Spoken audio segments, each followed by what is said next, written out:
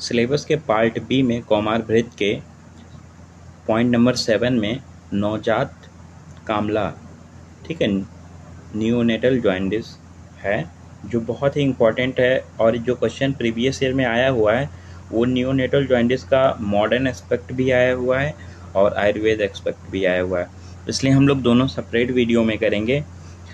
तो इसमें हम सिर्फ देखेंगे कि neonatal jaundice according to modern क्या होता है, ठीक है।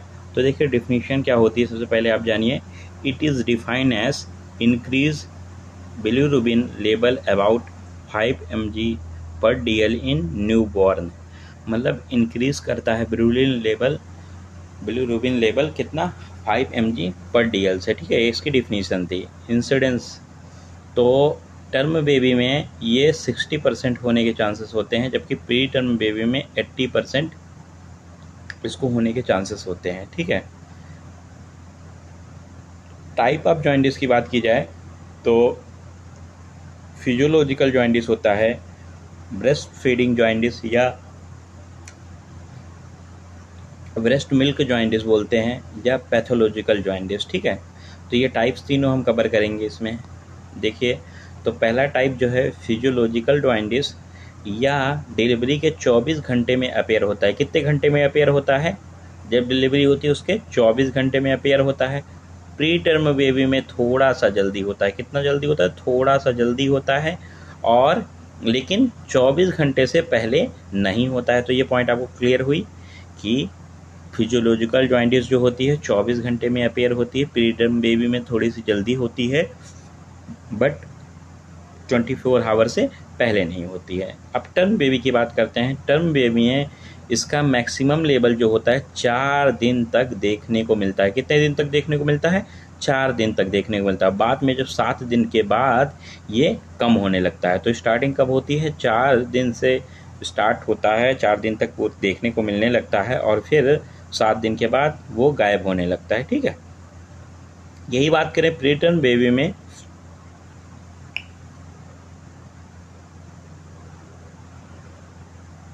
तो प्री टर्म बेबी में इसका मैक्सिमम लेवल जो है वो 5 से 6 दिन में देखने को मिलता है। कब देखने को मिलता है? वहाँ 4 था, यहाँ 5 या 6 दिन में देखने को मिला, ठीक है। और लेकिन ये इसका जो कम होना कब से शुरू होगा? तो 14 दिन। तो वहाँ 7 था, यहाँ कब होगा? 14। तो टर्म बेबी है तो समाप्त कब होगा? 7 डे पे। और प्री टर्म है तो 14 डे पे। और उसमें होगा कब? तो 4 दिन के बाद देखने को मिलेगा, और इसमें 5 से 6 दिन बाद देखने को मिलेगा, ठीक है। या इतने दिन तक देखने को मिलेगा। अब देखिए कॉज क्या होता है, इसके कारण क्या होते हैं। तो फास्टर डिस्ट्रक्शन ऑफ आरबीसी, ठीक है। आरबीसी का फास्टर डिस्ट्रक्शन होता है, because shorter life span RBC की होती है बच्चों में 80 डे की, और इमेच्योर लीवर होता है, इसलिए इसके कॉज होते हैं। अब बात करते हैं ब्रेस्ट मिल्क जॉइंडिस की। तो about 2% breast feeded baby develop jaundice after first week. 2% बच्चे जो होते हैं ब्रेस्ट फीडेड, उनको फर्स्ट वीक में ही जॉइंडिस देखने को मिलती है। Some breast milk develop jaundice because calorie intake and dehydration. मतलब कुछ बच्चों में जो होता है उसमें कैलोरी इनटेक की वजह से और डिहाइड्रेशन की वजह से जॉइंटिस देखने को मिलती है। अब बात करते हैं पैथोलॉजिकल जॉइंटिस की। तो देखिए पैथोलॉजिकल जॉइंटिस जो होती है ये बॉडी में किसी डिजीज़ के होने के कारण ये जॉइंटिस के होने के चांसेस बहुत ज़्यादा होते हैं। जैसे कि बेबी में डिलीवरी के 24 घंटे के भीतर ही अपेयर होता है। कब अपेयर होता है? 24 घंटे के भीतर ही अपेयर होता है। पहली बात आपको ये ध्यान देनी है। सामान्यतः 10 दिन तक टर्म बेबी और 14 दिन तक प्री टर्म बेबी में देखने को मिलता है। कितने दिन तक? सामान्यतः 10 दिन तक। किसमें? टर्म बेबी में। वहाँ कहाँ जो पहले पढ़े थे फिजियोलॉजिकल, वहाँ 7 दिन था, याद होगा आपको। ये तो 14 सामान है, ठीक है। केवल 5% ऐसे न्यूबॉर्न बेबी होते हैं जिनमें पैथोलॉजिकल जॉइंटिस देखने को मिलता है, जिसमें देखो इसमें जो बिलिरुबिन लेवल होता है ये 5 mg/100 ml पर 24 आवर की दर से, मतलब रेट से ये इंक्रीज होता है। इसके कॉज क्या होते हैं? तो haemolytic disease of new birth, या फिर RH इनकम्पेटिबिलिटी, या ABO इनकम्पेटिबिलिटी, या सिकल सेल एनीमिया या congenital obstruction of bile duct. और देखो ये थोड़ा सा डिटेल में आपको पढ़ना चाहिए, RH इनकम्पेटिबिलिटी और ABO, ठीक है, क्योंकि इम्पॉर्टेंट है। अब देखो साइन एंड सिम्टम्स की बात की जाए तो साइन एंड सिम्टम्स देखो, yellow colouring of baby skin usually on face, moving down the body. मतलब जो येलो कलरिंग स्किन होती है वो बेबी के स्किन जो में होती है, जो सामान्यतः तो मुंह पर होती है, फिर धीरे धीरे धीरे वो नीचे बढ़ती ओर चले जाते। अगर पुअर फीडिंग है या डार्क स्टूल है या डार्क यूरिन है, ये 4 साइन एंड सिम्टम्स थे नियोनेटल जॉन्डिस के। डायग्नोस्टिक टेस्ट क्या होगा, तो हिस्ट्री कलेक्शन किया जाएगा, फिजिकल एग्जामिनेशन जैसे आयुर्वेद में दर्शन स्पर्शन प्रश्न होता है उस टाइप का, लेबोरेटरी टेस्ट होता है जैसे कि सीरम बिलिरुबिन टेस्ट और हीमोग्लोबिन लेवल टेस्ट। अब देखिए क्रेमर इंडेक्स होता है, क्रेमर क्राइटेरिया, जो बहुत ही इंपॉर्टेंट है, ये आप अच्छे से समझ लें क्योंकि ये प्रीवियस ईयर में पूछा गया है डायरेक्टली शॉर्ट क्वेश्चन में। तो क्रेमर क्राइटेरिया, क्रेमर इंडेक्स क्या होता है, तो ये स्टेज बताने के लिए होता है, क्लिनिकल असेसमेंट करने के लिए एक्सटेंड ऑफ जॉइंटिस का। जैसे कि 5 जोन इसके होते हैं, देखिए 1st, 2nd, 3rd, 4th and 5th। तो जो अफेक्टेड बॉडी पार्ट होता है, एक्सटेंड ऑफ जॉइंटिस होता है, उसमें बिलिरुबिन का जो mg परसेंटेज होता है, देखो फेस एंड नेक में 4 to 6% का इंक्रीजमेंट होता है, देखने को मिलता है। अपर ट्रंक या चेस्ट में 6 to 8 mg परसेंट को देखने को मिलता है।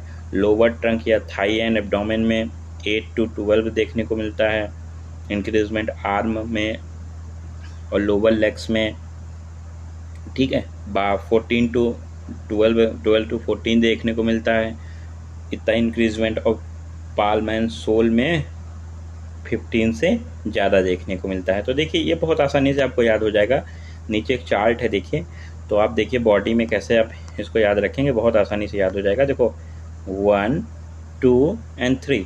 अब देखो 4 पैर के इस पार्ट पे आया तो हाथ के पार्ट पे इस पे 4 कर दो, ठीक है। 5 सबसे नीचे तो 5 यहाँ सबसे नीचे। तो आपको ये ऐसे फिगर आप बना देंगे एग्जाम में तो बहुत ही अच्छे से आपका इंप्रेशन रहेगा। तो देखिए अब देखो वन जोन में 1 हेड एंड नेक कवर हो गया ना। 2nd जोन तो आप ये कवर करेंगे ना, अपर ट्रंक। अब देखो 3 पे तो ये लोअर ट्रंक हो गया, ठीक है, एब्डोमेन रीजन, और ये थाई रीजन हो गया, तो lower trunk and thigh region. 4 में देखो अपर आर्म लोअर आर्म हो गया, तो ठीक है, अपर एंड लोअर लेग हो गया, ठीक है। और देखो यहाँ वो पाल्म हो गया और यहाँ सोल हो गया, तो आपको ये क्लियर हो गया। ये परसेंटेज ऑलरेडी आपको पता था, 2-2 के इंक्रीजमेंट बनाना है, ठीक है।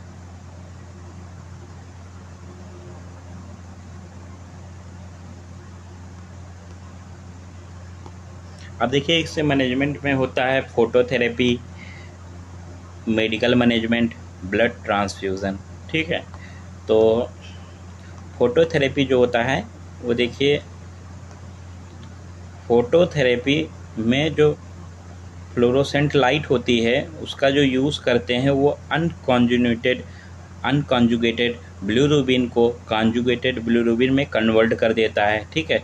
इस जो बिलिरुबिन का 420 to 500 nm का वेवलेंथ की लाइट रेस को अच्छे से एब्जॉर्ब कर लेता है, कौन, बिलिरुबिन।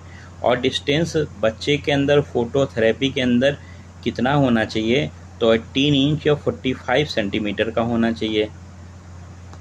देखो मेडिकल मैनेजमेंट की बात की जाए तो देखिए मेडिकल मैनेजमेंट में ड्रग ऑफ चॉइस होता है बार्बिट्यूरेट्स, ठीक है, फिनोबार्बिटॉल या फिनोबार्बिटोन, ठीक है। और एंटीबायोटिक में होता है सेफेट्रैक्सोन, ठीक है, सेफेट्रैक्सोन। तो आप ये इतना ध्यान रखेंगे तो हमारा लोग का मॉडर्न एस्पेक्ट कंप्लीट हो गया न्यूनेटल जॉइंटिस का। तो आप ये मॉडर्न में इतना ध्यान देंगे, जो प्रीवियस ईयर में देखिए आया है वो ये पॉइंट आया हुआ है, ठीक है। क्रेमर इंडेक्स, और जो प्रीवियस ईयर में आया है तो छोटी छोटी चीज़ें आई हैं, लेकिन मेनली जो पैथोलॉजिकल और फिजियोलॉजिकल, ठीक है, जॉइंटिस, ये दोनों करके पूछा गया है। तो ये 3 चीज़ें प्रीवियस ईयर में पूछा ही गया है, ठीक है, चाहे आयुर्वेद क्वेश्चन पूछा गया हो चाहे मॉडर्न पूछा गया हो।